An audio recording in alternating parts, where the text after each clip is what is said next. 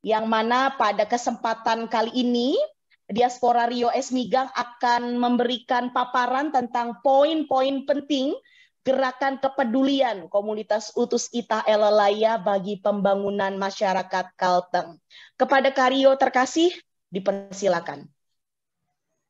Iya, terima kasih Adinda Fisarah Leiden. Yang kami hormati Bapak Dr. Teras Narang, Pendeta Dr. Sprento Omlusa, dan Ibu Linda Nasot Tawai, serta rekan-rekan peserta Zoom dan YouTube yang luar biasa, dan rekan-rekan Pahari Diaspora, dan para pemimpin masa depan Kalteng yang saya hormati. Izinkan saya bicara dengan serius. Ya, jadi mungkin tidak ada senyum sepanjang bicara ini ya. Nah, kalau kita membaca di pengantar flyer acara yang kita terima, itu tertulis demikian, bahwa tahun 2023 itu akan segera tiba, dan tidak terasa Provinsi Kalimantan Tengah itu telah berusia 65 tahun. Dan sebagai diaspora yang tinggal, kemudian hidup di antara bangsa-bangsa lain, di antara suku bangsa Asia lainnya, bangsa Eropa, bangsa Cina, India, dan sebagainya, itu seringkali membuat kita bertanya-tanya gitu ya tentang dan berkaca tentang diri kita dan daerah kita. Dan di flyer acara tersebut saya juga sangat setuju bahwa meneruskan semangat persatuan, semangat pembangunan, dan semangat Huma Betang yang digagas oleh para pendiri Provinsi Kalimantan Tengah itu menjadi titik tolak penting ke 13 kabupaten dan 1 kota madya bersatu padu dalam rangka membangun masyarakat Kalteng yang sejahtera dan bahagia.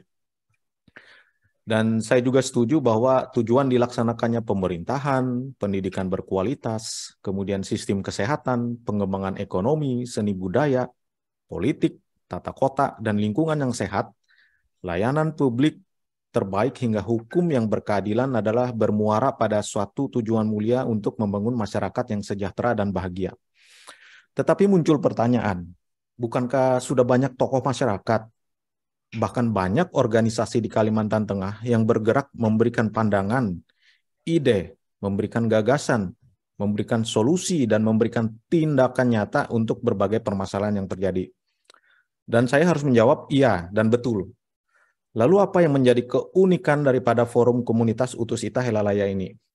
Bapak, Ibu, dan rekan-rekan Pahari webinar, bila Bapak Ibu mengikuti dari sharing series ke-1 sampai yang ke-22, baik melalui pertemuan fisik, Zoom, ataupun memperhatikan video channel YouTube Utus Ita All, itu setiap sharing series selalu mengikut sertakan kaum intelektual, baik itu para doktor, profesor, dan para leader organisasi atau pemimpin-pemimpin Kalteng yang memiliki pandangan visioner, ketajaman mata batin.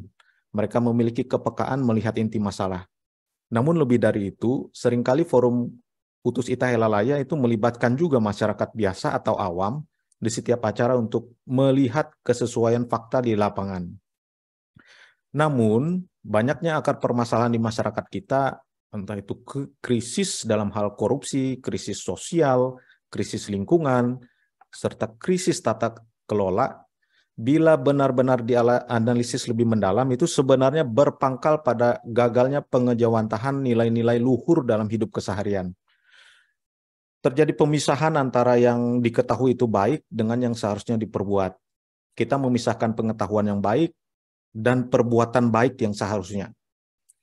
Misalnya kita memisahkan hidup suci dalam tuntutan agama dengan tetap berbuat korupsi dalam urusan birokrasi. Kita memisahkan perasaan cinta pada generasi anak-anak kecil kita dengan ketidakpedulian pengembangan literasi mereka. Kita memisahkan tanggung jawab mengelola alam, hutan, dan konservasi satwa-satwa hidup Kalimantan dengan rasa puas membuat patung-patung beton mati menyerupai burung enggang atau patung orangutan. Kita memisahkan keindahan sungai-sungai besar kita dengan membiarkannya tercemar oleh pertambangan liar. Kita membayar begitu murah, misalnya jasa arsitek dan perencana tata kota, sehingga desain kota madya, desain sebuah kota kabupaten, desain sebuah kota kecamatan itu tumbuh kembang asal jadi. Kita lebih mementingkan perayaan atau seremoni dibandingkan menyelesaikan hal-hal yang sifatnya substansial. Bapak, Ibu, dan rekan-rekan Pahari webinar, Mungkin bagi Bapak Ibu, Pak Hari yang selama ini mengikuti kegiatan UIL secara rutin, maka apa yang dikerjakan bukan dalam rangka mencari siapa salah, siapa benar. Namun lebih dalam rangka berdiskusi, mencari solusi bersama, berbagi pengetahuan, berbagi gagasan, berbagi ide, ataupun berbagi solusi dan bahkan berbagi materi misalnya saat melakukan kegiatan sosial, pandemi COVID, ataupun bencana banjir. Tetapi bagi saya ada hal yang lebih penting daripada semua itu, yaitu transfer nilai, transfer value yang menjadi engine atau mesin penggerak perubahan atau transformasi. Dan inilah yang menurut saya menjadi keunikan daripada forum Utus Ita Helalaya, yaitu adanya transfer value atau transfer nilai. Nilai-nilai apa? Nilai-nilai kebersamaan Huma Betang, nilai penghormatan kepada orang-orang tua kita yang pernah membangun Kalteng dahulu, nilai penghargaan sesama manusia, nilai tata kelola alam dan hutan yang bertanggung jawab secara berkelanjutan, nilai sinergitas, saling kerjasama antar gender misalnya, antara intelektual perempuan dan para kaum intelektual laki-laki, nilai integritas hidup, nilai penghargaan terhadap karya-karya arsitektur bersejarah, budaya, serta nilai-nilai hidup yang sifatnya universal yang dapat dipahami semua pihak. Saya mengutip seorang bijak yang berkata, pribadi-pribadi yang mengejar nilai berkualitas itu akan menghasilkan pemimpin dan masyarakat yang berkualitas. Membangun hal-hal bernilai itu menghasilkan hal-hal bermutu terbaik, berdaya guna, berdampak jangka panjang, dan tak lekang oleh waktu. Bapak, Ibu, dan rekan-rekan Pak Hari Webinar Sharing Series ke-23, ini sebagai penutup, perkenankan saya mengucapkan selamat Natal bagi yang merayakan dan selamat menyongsong tahun baru 2023. Semoga Kalimantan Tengah yang kita cintai bersama bertumbuh matang, dewasa, dan rakyatnya berbahagia. Tabe. Terima kasih, Visara. Baik, terima kasih untuk Diaspora Rio Esmigang yang sudah menyampaikan paparan singkatnya. Mungkin izinkan juga Visara selaku MC untuk boleh merephrase apa yang tadi sudah disampaikan oleh Diaspora Rio Esmigang, bahwa semua gerakan aktif dan bermanfaat di Kalimantan Tengah pada akhirnya berujung pada kemajuan Kalimantan Tengah itu sendiri. Salah satunya melalui apa? Melalui komunitas seperti komunitas Utus Ita Helalaya, yang mana setiap sesi diskusinya atau setiap event yang diselenggarakan tidak mencari siapa yang salah, siapa yang benar, tapi justru berdiskusi secara aktif untuk mencari solusi yang bisa digapai bersama.